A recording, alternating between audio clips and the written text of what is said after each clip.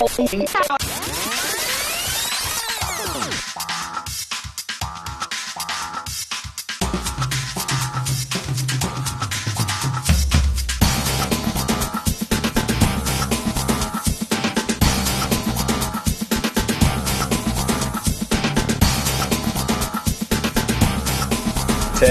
Stand by to take studio. 7, 6. Stand by camera 1, mics 1 and 2. 3, 2, 1. Take studio. Hello and welcome to another episode of MCTV News. I'm your host, Winsor. And I'm Boissonneault. On today's show, Sophia Shavoka gives us a look into SMS equipment and intelligent machine control. Emily Christopherson shows us the process of soap making. And I'll bring you information on raising superworms. But first, here's our top story. COVID-19 has taken over much of our daily lives and impacted many businesses. New protocols, restrictions, and suggestions come up each day. Reporter Jillian Andrews goes into detail the toll this virus has taken on local restaurant chain Boston Pizza.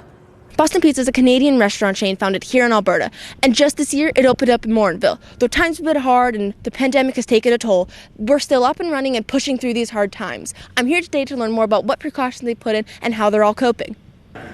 When it comes to reopening, we want to make sure that we put it out there for the town of Morinville to know that we are doing everything we can to make them feel safe, and just like I said, safe, and we make sure that they are safe when they come in.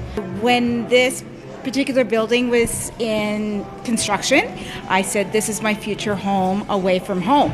Being with Boston Pizza, of course, we're all about family, right? Making sure that my guest feels like they're at home and that they don't have to worry about anything. Everyone is prioritizing staying safe during these difficult times. Local businesses are following provincial guidelines by adding more precautions to keep the community safe. Of course, over the past few months, there have been many challenges for said businesses. Morinville's Boston Pizza is doing their best, and they're doing all that is necessary to keep customers and staff safe. We have a sanitizing regime that we do. We have temperature checks for staff entering, making sure everybody is healthy and safe before they enter the building. Having to sanitize everything that is touched, and you would not believe what is touched in a restaurant, right? So I'll say the challenging part is making sure that the guests feel safe and comfortable to come back also here. Sanitizing hourly and daily temperature checks have changed the routine of most employees. Luckily, Boston Pizza still has their happy hour and are still busy on the weekends. They're a welcoming community with lots to share. From gourmet pizzas to gourmet pastas, Boston Pizza has a wide variety of amazing dishes. With more than 390 locations across Canada, Boston Pizza is a great spot for family or friends. Reporting for MCTV News, Jillian Andrews. Welcome back. Now that the government has announced a series of new COVID-19 restrictions, people in Alberta are at least hoping for reasonable temperatures in order to get outside a little bit. Here to see if that is in the cards for the next 7 days is MCTV meteorologist Luke Robinson. Thanks, guys. Let's look at the weather for Canada today. Now up in Whitehorse, it's going to be -2 with some clouds. In Yellowknife, it's going to be -9 with some snow. In Iqaluit, it's going to be -9, also with some snow. In Vancouver, it's going to be some nice +8 with some rain. In Regina, it's going to be -2 and some snow. Winnipeg, it's going to be +2 with some snow. In Toronto, it's going to be +10 with some rain. Montreal, it's going to be 7 with some rain as well. In Halifax, there's also going to be some rain, lots of rain down there, and +10. Up in St. John's, it's going to be +5 and also some rain. Up in High Level, it's going to be over here. Up in High Level, there's going to be -11 with some snow. Up in Fort Mac, it's also going to have some snow, but with -3. In Grand Prairie, it's going to be some snow and rain with +3. In Edmonton, +2 with some snow. Red Deer, 0 degrees and some snow. In Jasper, it's going to be 5 with just a little bit of clouds. Banff, looks like there's a bunch of snow down in Alberta, is going to be +3. In Calgary, +3, no snow, just clouds. And in Medicine Hat, it's going to be +2 with some snow. Current conditions for today are minus 5 degrees Celsius with a wind of 5 kilometers from the south. Relative humidity is going to be 86%. Sunrise today was at 8:22 and the sunset will be at 4:21. Now, Friday, there's going to be a high of 1 degrees. Saturday, a low of 2. Sunday, it's going to be a high of 0. And Monday, 4 degrees. Tuesday is minus 3. Wednesday is plus 2. And Thursday is minus 1, with the low being at negative 5. Back to you. Coming up next, Sophia Shavoka takes us into SMS equipment to look into the different jobs that are done there, as well as exploring how technology has advanced the construction field, including the use of intelligent machine control. When you think about equipment, normally you think about an operator, a machine, and a job site. At SMS Equipment, it's so much more. Technology is evolving, and with it comes equipment. Telematics is essentially the transmission of data from a machine into a server or cloud-based place where you can retrieve that data by going online and looking at it. Comtrax is a system that generates information from the machine that gets sent either via satellite or via cellular back to a computer, where we can actually see hours, fuel burn, error codes, and abnormalities. It allows us to know what is going on with the machine, where the machine is located, so we're not driving over all of Alberta trying to find it. It allows us to know what issues it's had in the past, which will help determine what issues we have to try and solve for the future. The future telematics, I see a greater demand for information. And I already see that change coming a little bit now, where they would like a lot more data points. They want the data at a more frequent rate, and they also want it more conveniently. Whether it's in a machine or a computer, there's no question that technology has expanded efficiency in SMS equipment. Intelligent machine control is using GPS technology to help monitor the machine as it works through the job site. It helps the operators by staying on grade and not over digging or under digging on the job site, making sure that they're making them the best impact on their job site. Customers are now able to get through the job site a lot quicker, more effectively, with less errors. So right now, currently, with the data that we get is linked into what we have on the IMC machine. So for support, when a customer calls and says, I have this situation going on with the machine, how can you help me? The guys can reach out. We can look at the codes or the abnormalities that have come in on the machine. We can look at how it's been operated and kind of take that from there. And then they have a good basis to fully support that customer remotely without ever having to touch the site. SMS Equipment is working hard every day to meet the needs of its customers. No matter what equipment is needed, SMS is always there and eager to help.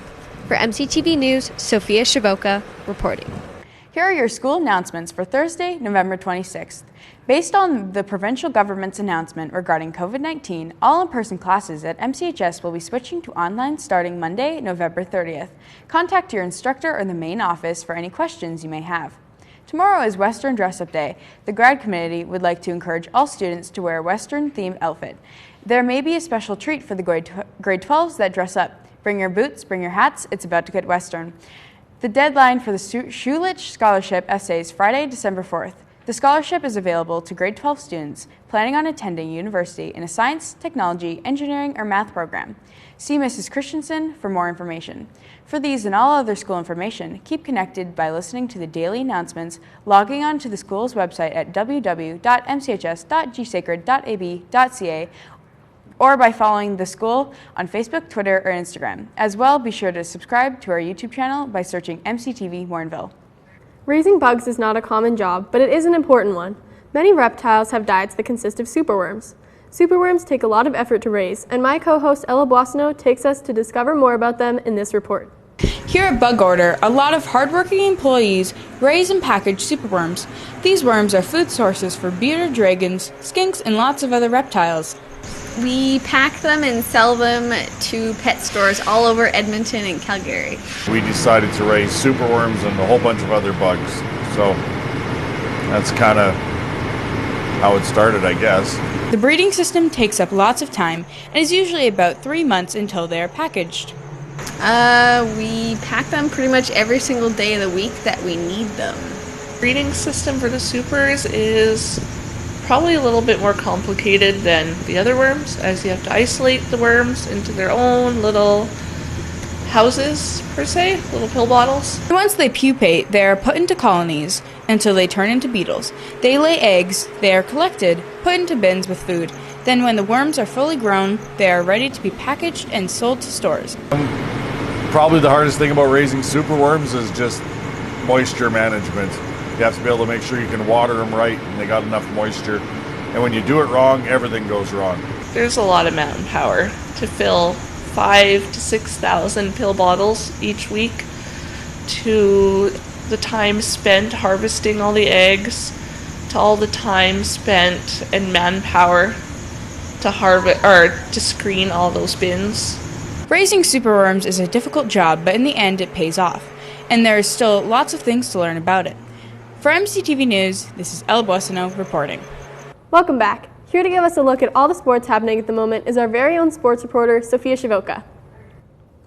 Thanks, Brielle. In the NFL, Week 12 marches right through the American Thanksgiving weekend. Matchups include tonight's game between the Texans and the Lions. On Saturday, Pittsburgh attempts to improve the 11-0 on the season when they host Baltimore. Sunday's lineup of games includes the Chargers taking on the Bills and the New Orleans Saints against the Denver Broncos. The only game on Monday evening sees the Seahawks battling the Eagles. In the MLS, round 1 of the playoffs ended with Nashville beating Toronto 1-0, New England advancing over Philadelphia 2-0, and Seattle taking to Los Angeles 3-1. The conference semifinals begins later this week. Coming up next, reporter Emily Christopherson takes us through a look of soap making.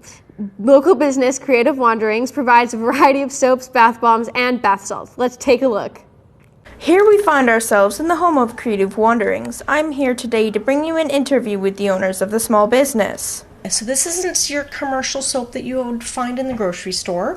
These are all natural soaps made with very high-end ingredients like Dead Sea mud and Himalayan pink sea salts and like really expensive essential oils, coconut oil, palm oil, which is cruelty and sustainable, and high quality olive oil to give a really good quality, nourishing bar of soap. But I always make sure that I have all of my ingredients listed on all of the products that I have, and I do have warnings that, especially on the products that I make that might have nut oils in them. Here's some examples of what it's like living with a soap maker. Our house always smells super good, and everybody always talks about it, and every time I go over to a friend's house, they're like, one of the Christophersons is here, aren't they?